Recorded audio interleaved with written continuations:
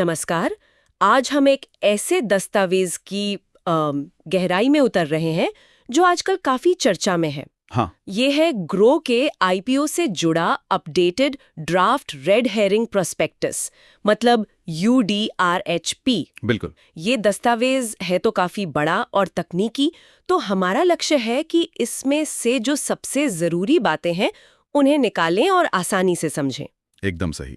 और देखिए, UDRHP किसी भी कंपनी के पब्लिक जाने की राह में एक बहुत ही अहम दस्तावेज होता है। हाँ। ये कंपनी की पूरी कहानी बताता है, उसका बिजनेस मॉडल क्या है, आर्थिक सेहत कैसी है, आगे के प्लान्स क्या हैं और सबसे जरूरी, इसमें क्या क्या जोखिम है। हाँ। तो आज हम इसी थोड़े जटिल दस्तावेज के जरूरी पहलुओं पर ही बात करेंगे। तो ठीक है, शुरुआत करते हैं। ये UDRHP आखिर है क्या, और इस पूरी प्रक्रिया में कौन-कौन मुख्य भूमिका में है? देखिए, ये सेबी के पास जमा किया गया एक तरह का प्रारंभिक दस्तावेज है।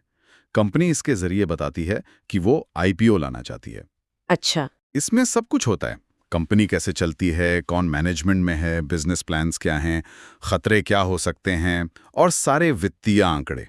हम्म। और इस पूरी प्रक्रिया को सफल बनाने में कई बड़े नाम शामिल हैं, जैसे बुक रनिंग लीड मैनेजर्स यानी BRLMs। हाँ, BRLMs कौन है ये? इसमें सिटी ग्रुप है, एक्सिस कैपिटल है, मोतीलाल ओसवाल इन्वेस्टमेंट एडवाइजर्स भी हैं। और एक रजिस्ट्रार भी होता है, UFG इन टाइम इंडिया। अच्छा, UFG इन टाइम, इनका क्या काम होता है? जी, ये बेसिकली शेयर अलॉटमेंट और निवेशकों की जो भी समस्याएं होती हैं उनको संभालते हैं। समझ गए। तो ये तो हुई दस्तावेज की बात। अब इस आईपीओ ऑफर में क्या खास है? ये फ्रेश इशू और ऑफर फॉर सेल, इसका क्या मतलब है यहाँ? हाँ, देखिए, इसमें दो हिस्से हैं।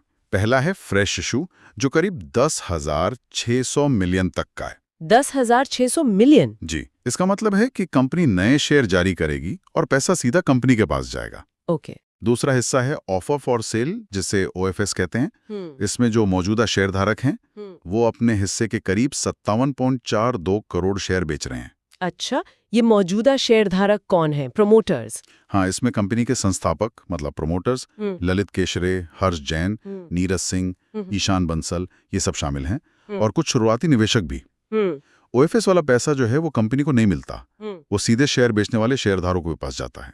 अच्छा, तो उनको एग्जिट मिल रहा है एक तरह से? बिल्कुल।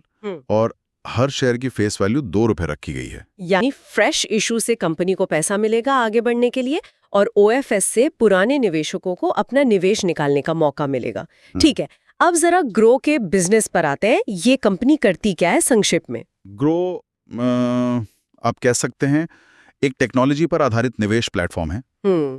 ये आम निवेशकों को म्यूचुअल फंड, भारतीय स्टॉक्स, यहाँ तक कि अमेरिकी स्टॉक्स भी, फ्यूचर्स एंड ऑप्शंस यानी derivatives, loan against securities, LAS जिसे कहते हैं। जी, LAS बॉन्ड, IPO, ऐसी कई निवेश सेवाएं एक ही ऐप या वेबसाइट पर देता है। काफी कुछ है एक ही जगह पर। हाँ, और हाल ही में इन्होंने W by ग्रोव नाम से वेल्थ मैनेजमेंट सेवाएं भी शुरू की हैं।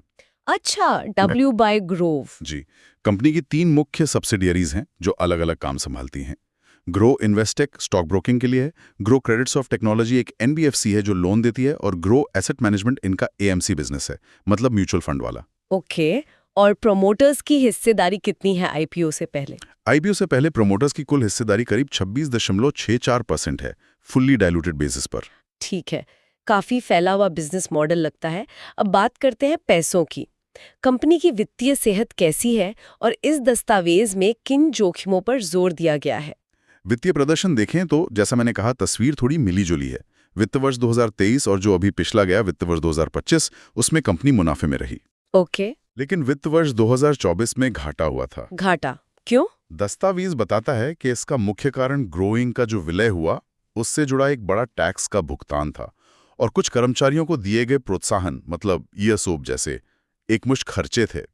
तो ये वन टाइम जैसा लगता है। हाँ, निवेशकों को यही देखना होगा कि क्या ये वाकई एक बार की बात थी या इसका असर आगे भी रह सकता है। एक और अहम बात है टेक्नोलॉजी पर बढ़ता खर्च। वो तो हो गई। जैसे 4 जून 2024 को चुनाव नतीजों वाले दिन प्लेटफॉर्म पर जबरदस्त ट्रैफिक आया था। उसके बाद सिस्टम की क्षमता बढ़ाने पर काफी निवेश किया गया है। हाँ, टेक्नोलॉजी पर निर्भरता तो आज के डिजिटल युग में, मतलब इसके बिना तो काम ही नहीं चलता। पर ये रिस्क भी है। और मुख्य जोखिम क्या बताए गए हैं? जोखिमों की लिस्ट तो है जो किसी भी तेजी से बढ़ती टेक कंपनी के लिए स्वाभाविक ही है। सबसे बड़ा जोखिम तो टेक्नोलॉजी पर बहुत ज्यादा निर्भरता ही है। सही। सिस्टम में जरा सी गड़बड़ी और बिजनेस पर सीधा असर। दूसरा, इस सेक्टर में कंपटीशन बहुत है, बहुत ज्यादा। नए खिलाड़ी आ रहे हैं, पुराने भी हैं, तो मुनाफा बनाए रखना और उसे बढ़ाना ये एक चुनौती है, खासकर तब जब ग्राहक जोड़ने पर इतना खर्च हो रहा हो। हाँ, कस्टमर एक्विजिशन कॉस्ट। बिल्कुल। पिछले कुछ सालों में कंपनी का कैश फ्लो नकारात्मक भी रहा है, ये भी एक पॉइंट है। अच्छा। इसके अलावा कंपनी कई कामों के लिए थर्ड पार्टी सेवाओं पर निर्भर है। इंटरनल कंट्रोल्स को मजबूत बनाए रखने की जरूरत पर भी जोर दिया गया है। और रेगुलेटरी सेबी वगैरह का कुछ? हाँ, उसका भी जिक्र है। सेबी की तरफ से पहले कुछ चेतावनियां मिली थी, जैसे केवाईसी प्रक्रिया में देरी या ग्राहक शिकायतों के निपटारे में सुस्ती। ओके। और हाल ही में सेबी ने जो डेरिवेटिव ट्रेडिंग के लिए नए नियम लाए हैं, उनका असर क्या होगा, ये भी एक संभावित जोखिम है। ये सारे जोखिम तो निवेशकों को ध्यान में रखने ही होंगे। अच्छा, अब वो जो 10,600 मिलियन फ्रेश इशू से जुटाए जा रहे हैं, उसका इस्तेमाल कंपनी कहाँ करने वाली है? प्लान क्या है? दस्तावेज के मुताबिक इस पैसे का एक बड़ा हिस्सा तो टेक्नोलॉजी इंफ्रास्ट्रक्चर पर खर्च होगा, खासकर क्लाउड सेवाओं को और मजबूत करने में। स्केल करने के लिए जरूरी है। बिल्कुल। दूसरा बड़ा खर्च होगा ग्राहक जोड़ने और मार्केटिंग पर, डिजिटल विज्ञापन, ब्रांड बिल्डिंग, ये सब। ओके। कुछ पैसा ग्रो क्रेडिट सर्व टेक्नोलॉजी, जो उनकी NBFC सब्सिडियरी है, उसमें डाला जाएगा ताकि वो ज्यादा लोन दे सकें, उनका कैपिटल बेस बढ़ाया जा सके। और बाकी जो रकम बचेगी वो सामान्य कॉर्पोरेट जरूरतों और भविष्य के विस्तार के कामों में इस्तेमाल होगी। यानी फोकस ग्रोथ और टेक्नोलॉजी पर ही रहेगा। अब आखिर में आम निवेशकों के लिए इस IPO प्रक्रिया से जुड़ी क्या जानकारी है? इसमें बोली कैसे लगेगी वगैरह? हाँ, निवेशकों के लिए बताया गया है कि IPO का जो प्राइस बैंड है वो बुक बिल्डिंग प्रोसेस से तय होगा। ठीक है। बोली लगाने के लिए ASBA मतलब बैंक अकाउंट के जरिए, हाँ। और UPI मैकेनिज्म, दोनों का इस्तेमाल किया जा सकेगा। अच्छा, UPI से भी? जी। और अगर निवेशकों को अलॉटमेंट या रिफंड से जुड़ी कोई शिकायत हो, हाँ। तो वो रजिस्ट्रार यानी MUFG इन टाइम इंडिया से संपर्क कर सकते हैं। ठीक है। एक और जरूरी बात जी, विदेशी निवेश से जुड़ी है। जी। जो देश भारत के साथ जमीनी सीमा साझा करते हैं, जैसे चीन, पाकिस्तान। हाँ, तो कुल मिलाकर देखें तो ये UDRHP दस्तावेज ग्रो की महत्वाकांक्षाओं, उसकी मौजूदा स्थिति, ताकत और कमजोरियां दोनों, और भविष्य की राह में जो चुनौतियां हैं, उसका एक काफी पारदर्शी खाका पेश करता है। बिल्कुल। ये दिखाता है कि कंपनी ने तेजी से ग्रोथ तो की है, पर आगे का रास्ता भी आसान नहीं है। एकदम सही कहा। और ये निवेशकों के सामने एक बड़ा सवाल छोड़ जाता है। दस्तावेज में बताई गई तेज ग्रोथ है, लेकिन साथ ही रेगुलेटरी जांच और पिछले वित्तीय उतार चढ़ाव भी हैं। तो लिस्टिंग के बाद निवेशकों को सबसे ज्यादा किस चीज पर नजर रखनी चाहिए?